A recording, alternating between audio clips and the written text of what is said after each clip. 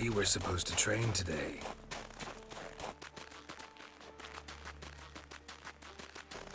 Uh-huh. Tomorrow at sunup then? Work you hard like I did in the good old days. Probably been a while since anyone showed you just how much you still have to learn.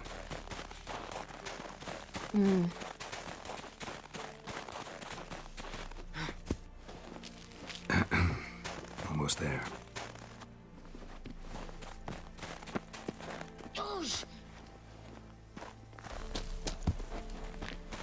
Yeah.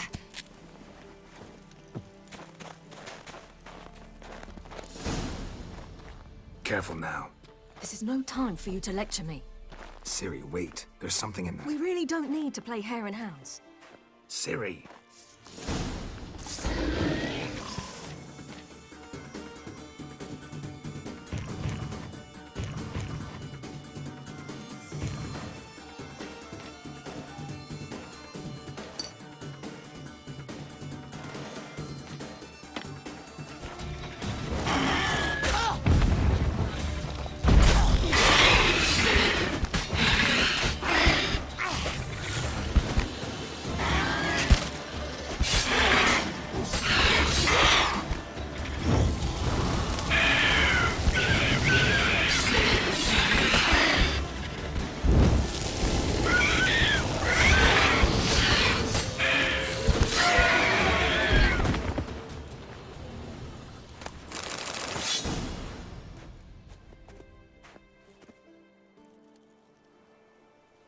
What? A hair faster.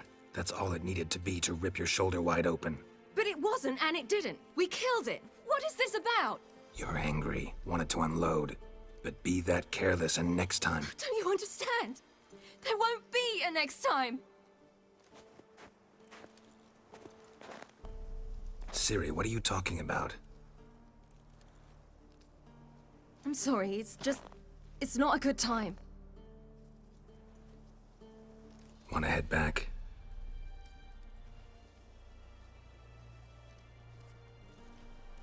All right, enough. Let's go fishing.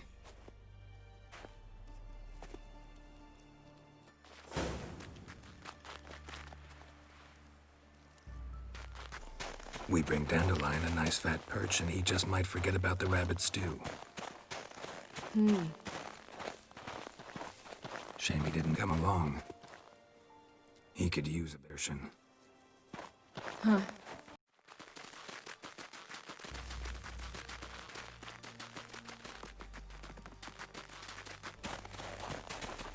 Ice shouldn't be too thick here. Uh-huh. How exactly do you plan to catch anything? You'll see.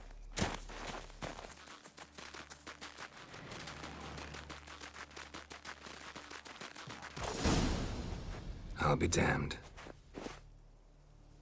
Should we go? No, no way. Lake's gotta be full of perch, bream, or pollard. Fresh pollard. Would you like that? I wouldn't mind some, but do we plan to wait here until he leaves? No, we'll scare him off. How? I'll improvise. Wait here.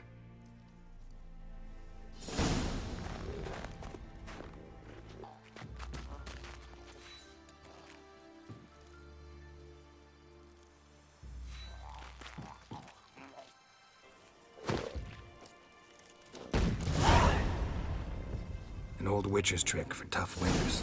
Not terribly subtle, but... Effective. Remember, don't ever do this. Why show it to me at all, then? Just in case. Never know what could happen on the path, what could save your life.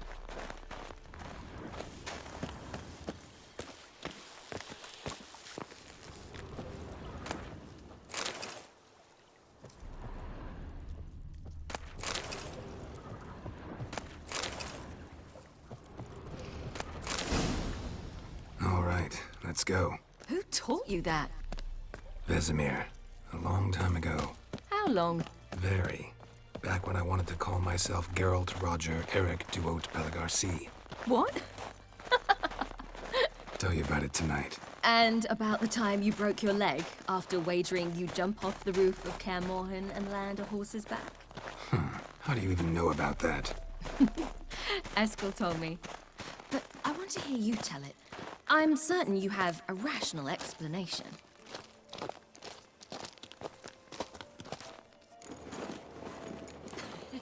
You never gave me piggyback rides at Kaer Morhen, remember? Vesemir was the only one willing.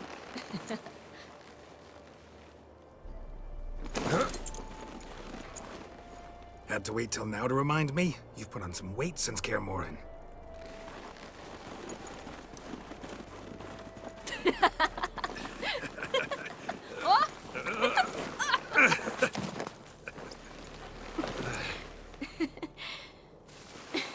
Hey.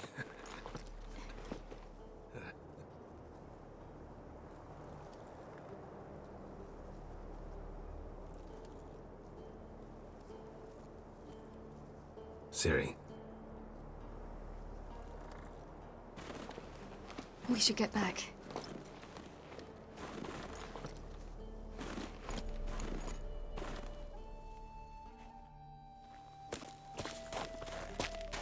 Remember me training on the pendulum? How I feared I'd never manage. Yet you forbade me from giving up. I was black and blue practically all the time. That pendulum was a nightmare. How can I forget? Those months at Kaer Morhen, they passed so quickly. I wish we'd spent more time together then.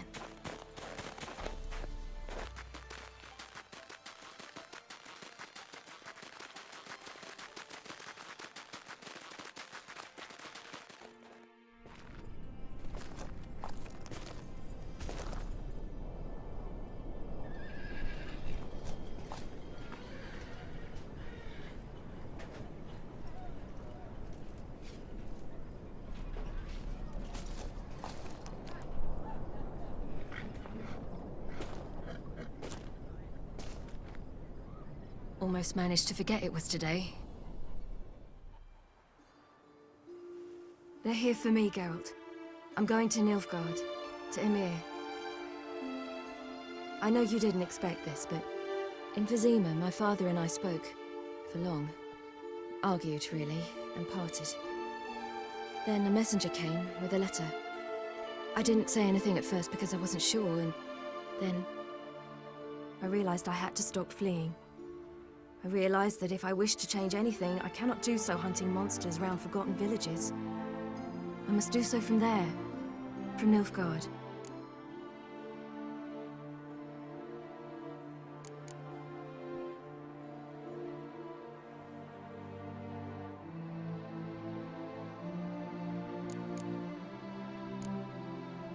Is this what you want? Yes. You're not trying to stop me. Take me to the Blue Mountains by force. Traveled half the world to find you, but I never intended to force anything on you. I know. You'll be fine. You're a witcher. We needn't say goodbye.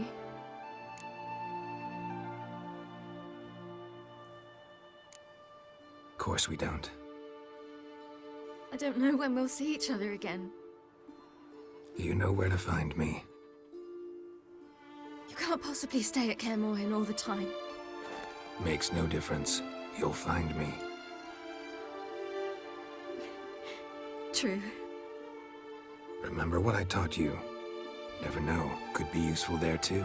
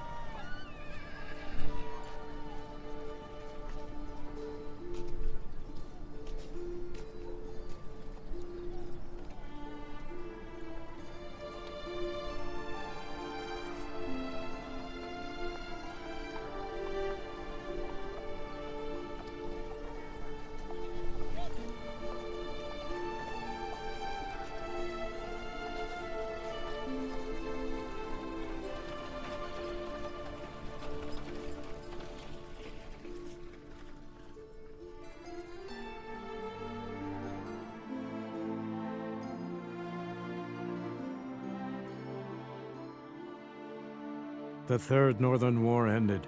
The invader from the south achieved complete victory. Robbed of Radovid's tactical genius, the northern realms could not withstand Emir's countless legions. Black banners appeared over Novigrad and all Redania. Weary of rebel raids, Emir Varemris conceded, restoring Temeria as a realm in liege to the Empire. When the guerrillas laid down their arms, the Emperor shifted his forces to other fronts. Through Nilfgaard's victory, Temerians got their country back, and history, once again, proved a consummate trickster. Having dealt with Radovid, Emir of Varemris did the same with enemies domestic. The Emperor's loyal spies named all who had conspired against him, traitors, soldiers, and aristocrats alike. Though their mutiny had only been a murky plan, the Emperor showed no mercy, as was his wont. While the continent bled engulfed by war, Skellige bloomed under Ceres's enlightened rule. Unlike those who had come before her, the young queen did not raid foreign shores, looking instead to her people, tending to her land. The island-bound nation prospered, though its fangs of yore were dulled.